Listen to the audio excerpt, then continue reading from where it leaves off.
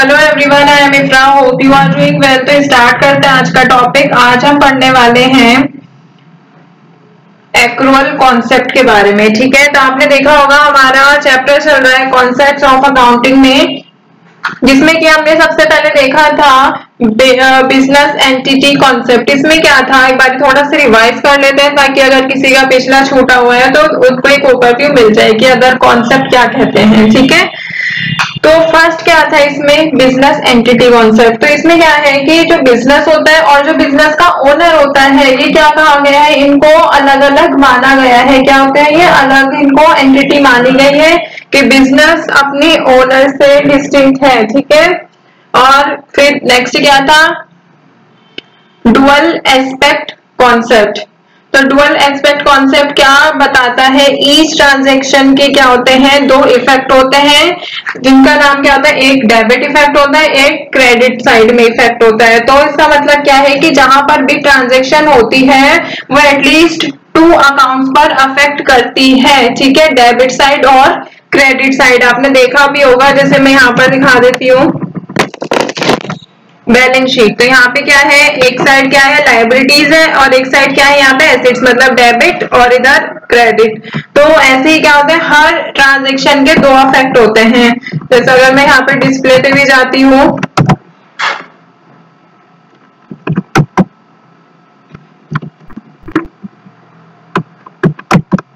तो देखिए यहाँ पे क्या है, डेबिट और क्रेडिट, और अमाउंट कितना है यहाँ पे, इक्वल है, बैलेंस कर रखा है। ठीक है, तो यही मैं आपको बताना चाह रही थी। और क्या था, accounting period concept. Accounting period concept क्या होता है, इसमें बताया गया है कि कोई भी ऑर्गेनाइजेशन जो होती है उस पीरियड में, मतलब जिस पीरियड के लिए कोई भी ऑर्गेनाइजेशन रियलाइज करती है अपने रेवेन्यू को, असेस करती है उसकी फाइनेंशियल पोजीशन को, वो क्या होता है, हमारा अकाउंटिंग पीरियड होता है। तो अकाउंटिंग पीरियड कब होता है, यूजुअली कितना होता है, 1 ईयर का होता है, 1 अप्रैल टू 31 मार्च तक। ठीक है,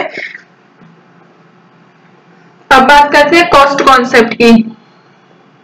कॉस्ट कॉन्सेप्ट क्या होता है, इसमें एसेट जो होते हैं वो रिकॉर्ड किए जाते हैं बुक्स ऑफ अकाउंट में, कौन से प्राइस पर, एसेट्स की जो हमारे ओरिजिनल प्राइस होते हैं, इट मीन जो हमारे कॉस्ट इनकर होती है उसको एक्वायर करने में, उनको लेने में, तो वो वाले प्राइस जो है लिखे जाते हैं। ऐसा नहीं है कि हमने 3 साल पहले बिल्डिंग खरीदी थी 30 लाख की और अब उसकी 50 लाख जो है मार्केट प्राइस हो गया, मार्केट वैल्यू। तो ये नहीं है कि हम उसकी मार्केट वैल्यू के अकॉर्डिंग लिख देंगे। ठीक है, उसका प्राइस कितना रहेगा, जो ओरिजिनल प्राइस था 30 lakh. Next concept is money measurement concept. ये बहुत ज्यादा इजी होता है। इसमें क्या है कि इसमें वो वाले इवेंट्स और ट्रांजैक्शन आते हैं जिनको हम मेजर कर सकते हैं इन टर्म्स ऑफ मनी। ठीक है, जिनको हम रिकॉग्नाइज कर सकते हैं फाइनेंशियल स्टेटमेंट्स में इन टर्म्स ऑफ मनी में। ठीक है, जो ट्रांजैक्शन मेजर नहीं कर सकते मनी टर्म्स में, उसको रिकॉर्ड भी नहीं किया जाता बुक्स ऑफ अकाउंट में। फिर लास्ट हमने इससे प्रीवियस सेशन में पढ़ा था गोइंग कंसर्न कॉन्सेप्ट। इस मींस इसमें क्या होता है कि बिजनेस जो हमारा होता है वो ऑनगोइंग प्रोसेस होता है। इसमें हम क्या मानते हैं, क्या एक्सपेक्ट करते हैं कि हमारा जो बिजनेस है वो ऑपरेट हो रहा है, वो कंटिन्यू रहेगा ऑपरेट, कब तक, फॉरसीबल फ्यूचर, मतलब अच्छे खासे दिनों तक, आगे फ्यूचर तक। तो ये फ्यूचर की कितनी बात कही गई है इसमें, 12 मंथ तक होता है एटलीस्ट, कि 12 महीने तक ये रहना चाहिए। ठीक है, एक्सपेक्ट किया जाता है इसमें जो जनरेट की जाएगी इनकम ऑब्लिगेशन से इसमें मीट किया जाएगा, मतलब निपटेंगे सारी चीजें। तो यहाँ पे क्या होता है कि कोई भी एसेट को डिस्ट्रेस्ड वैल्यू में लिक्विडेट करने नहीं होता, मतलब इसमें फोर्स नहीं किया जाता कि कोई भी हमारे एसेट से बिजनेस में लॉस हो रहा है तो आप उसको लिक्विडेट कर दे डिस्ट्रेस्ड वैल्यू पे। ठीक है, डिस्ट्रेस्ड वैल्यू मैंने आपको बताया था जो मिनिमम वैल्यू होती है, मतलब जब जो ओनर होता है वो एक्सेप्ट कर लेता है लॉस। ठीक है, अभी आते हैं अपने आज के टॉपिक पर, एक्रूअल कॉन्सेप्ट। नोट्स ओपन करते हैं यहां से,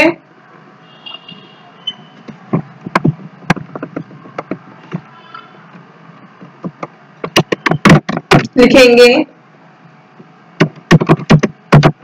एक्रूअल कॉन्सेप्ट। सबसे पहले हमें समझना होगा एक्रूअल जो होता है उसका मतलब क्या होता है। ठीक है, तो यहाँ पे लिखते हैं एक्रूअल का मतलब। तभी हम उसके कॉन्सेप्ट को अच्छे से समझ पाएंगे, ठीक है। It refers to the recognition of revenue और expenses when they are earned, या फिर बोल सकते हैं when they are incurred, ठीक है, regardless of when cash is received or paid।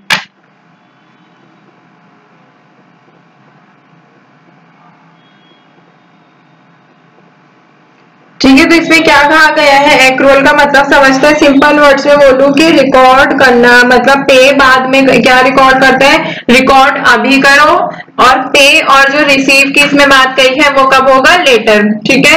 तो it refers to the recognition of revenue और expenses when they are earn, मतलब कि इसमें क्या कहा गया है कि जो भी एसेट कह रही हूँ, जो भी हमें पे या फिर रिसीव करना होता है वो हम अभी करेंगे, बट उसको रिकॉर्ड तो अभी करेंगे, बट पे और रिसीव कब करेंगे, बाद में करेंगे, ठीक है।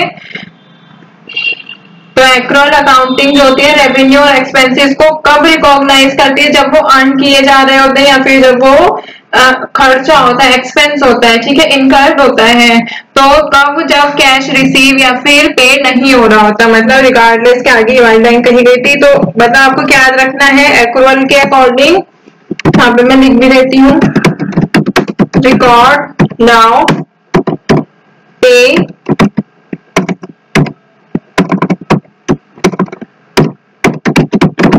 रिसीव लेटर, ये होता है एक्रूअल का मतलब एक लाइन में मीनिंग अगर हम देखें।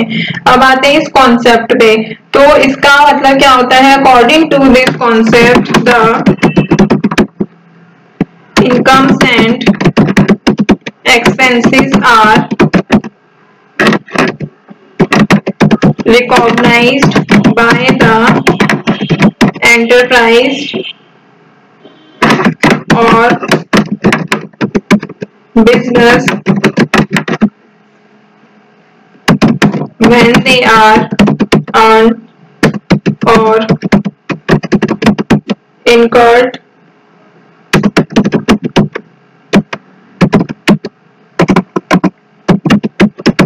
irrespective of whether the actual money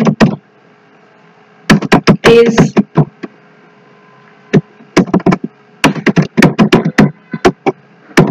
received or paid। तो देखिए इसको पहले हम एग्जांपल के थ्रू समझते हैं क्या होता है। फॉर एग्जांपल जो एक कंपनी है वो कुछ भी बेचती है क्रेडिट पे, मतलब कोई भी आइटम ले लेते हैं, जैकेट या फिर शॉल, क्या बेचती है, क्रेडिट पे, उधारी पर बेचती है। तो it will enter the revenue income of the, income statement में क्या लिखेंगे कि इनकम हो गई है, ठीक है, कंपनी की। बट इसमें फैक्ट क्या रहेगा कि बिजनेस या एंटरप्राइज जो है उसने रिसीव यहाँ पर अभी किया है या नहीं किया है, यह हमें देखना होता है कि जो पेमेंट उसको रिसीव हुई है सेल करने की, कोई भी आइटम को क्रेडिट पर उसको पेमेंट रिसीव हुई है या नहीं, मतलब ये एक्रूअल बेसिस पे है या नहीं है, ठीक है। तो एक्रूअल कॉन्सेप्ट क्या रिकॉग्नाइज करता है, क्या बताता है, एक्सपेंस और रेवेन्यू जो होते हैं उनको रिकॉग्नाइज पता लगाया जाता है कि वो रिकॉर्ड जो हुए हैं कब हुए हैं, कब अर्न किए गए थे, कब इनकर किए गए थे, ठीक है।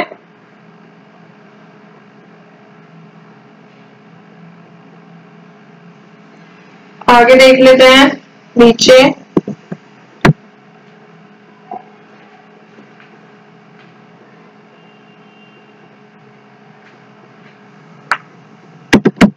एग्जाम्पल अगर मैं लिखूं यहाँ पे, company sell anything on credit,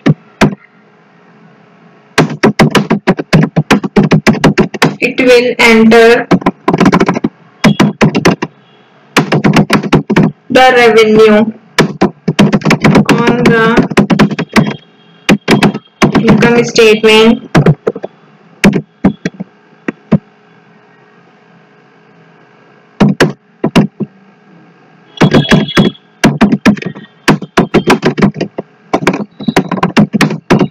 regardless of the fact that the enterprise या फिर कोई भी बिजनेस हैज रिसीव हुआ है उनको कैश और नॉट, कि उनको कैश रिसीव हुआ है या फिर नहीं। इसके मतलब क्या होता है, इसको एक्रूअल अकाउंटिंग का ये जो होता है इसकी इंपॉर्टेंस की अगर बात कर ले तो मैच करता है कॉस्ट को रेवेन्यू के साथ। क्या देता है, क्या प्रोवाइड करता है, एक्यूरेट बिल्कुल फाइनेंशियल परफॉर्मेंस के बारे में बताता है। कोई भी ऐसा नहीं है कि पेमेंट रिसीव हुई है या नहीं, हम कंफ्यूजन नहीं रहती है और डिसीजन लेने में हेल्प मिलती है और अकाउंटिंग स्टैंडर्ड के साथ भी काफी अच्छे से हो पाता है। तो अगर हम इसमें रियल वर्ल्ड एप्लीकेशन की बात कर ले तो फाइनेंशियल स्टेटमेंट्स में इसमें एक्यूरल जो कॉन्सेप्ट है इसका यूज किया जाता है बैलेंस शीट में, इनकम स्टेटमेंट में, बजट बनाने में, फोरकास्ट करने में बजट को, इन सारी चीजों में, टैक्स को रिपोर्ट करने में। ठीक है, तो आई होप आपको समझ आया होगा एक्रूअल कॉन्सेप्ट होता क्या है। तो टॉपिक को एंड करते हैं, मिलते हैं नेक्स्ट सेशन में। Stay tuned and thank you.